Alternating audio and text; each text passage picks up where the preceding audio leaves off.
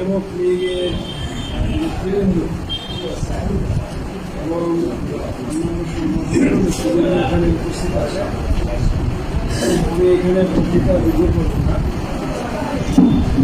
আজকে আমাদের ঈদের আনন্দ, এই আনন্দের সাথে স্বেচ্ছাসেবক লীগের উচিত সভার আনন্দের মাত্রা যোগ হয়ে আমরা একটা অনন্য সাধারণ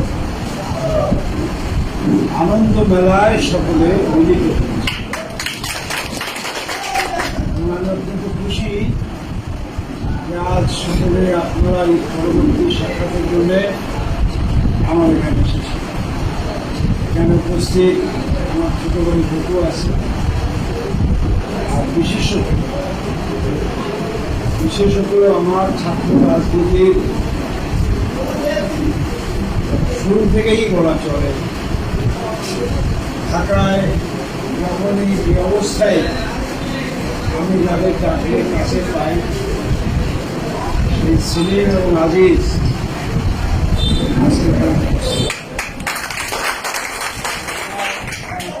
নির্বাচন মনে আছে।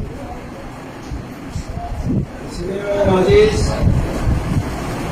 গোটা মধুখালীর থেকে শুরু করে বড়মধু হয়ে আমদাঙ্গা পর্যন্ত ওই মাইক ট্রাকের উপরে মাইক ঘুরে যায়, সেদিন নির্বাচনী সদাহরণ করেছে।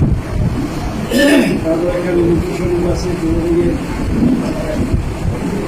হাবিব, আমাদের মৎস্যজীবী লীগের কেন্দ্রীয় কমিটির সাংগঠনিক সম্পাদক, গাজী যুবলীগের সেন্ট্রাল কমিটির মেম্বার, এবং রাজীব চলে গেছে জাতীয় লীগের সাংগঠনিক সম্পাদক এবং স্থানীয় পর্যায়ের নেতৃবৃন্দ আপনারা সকলেই এখানে আছেন। আমাদের ভাইস চেয়ারম্যান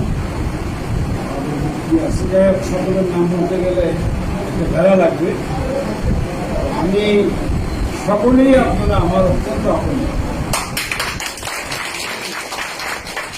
আমি মনে করি মাছ যেমন পানি ছাড়া বাঁচে না, তেমনি নেতা কর্মী ছাড়া বাঁচতে পারে না। সুতরাং আমরা কেউ হয়তো এগিয়ে আছি, আর আপনারা যারা এই সংগ্রাম, মিছিল, মিটিং, সংগঠনের কার্যক্রমের সাথে আছেন, আমি বিশ্বাস করি তারাও ইনশাল্লাহ সামনের দিকে এগিয়ে আসবে। এটাই আমি আস্থা রাখি, যে আমি দোয়া করি। একটা কথা, যে স্বেচ্ছাসেবক লীগ একটা কথা বলতে হয় যে নেতার গুণে কর্মী সৃষ্টি হয়।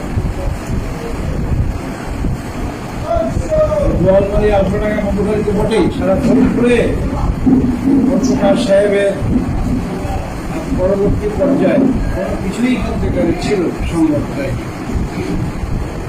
এই যে আজিজ আজকে স্বেচ্ছাসেবক লীগের কেন্দ্রের গুরুত্বপূর্ণ দায়িত্ব পালন করে বলেই এই সংগঠনটা কিন্তু সুন্দরভাবে দাঁড়িয়েছে। আমাদের সেলিম বিভিন্ন সময় এখানে নেতা কর্মীদের সঙ্গে সম্পর্ক রাখে, যে কারণে আজকে এই এলাকার নেতা কর্মীদের স্বতঃস্ফূর্ততা পাচ্ছে।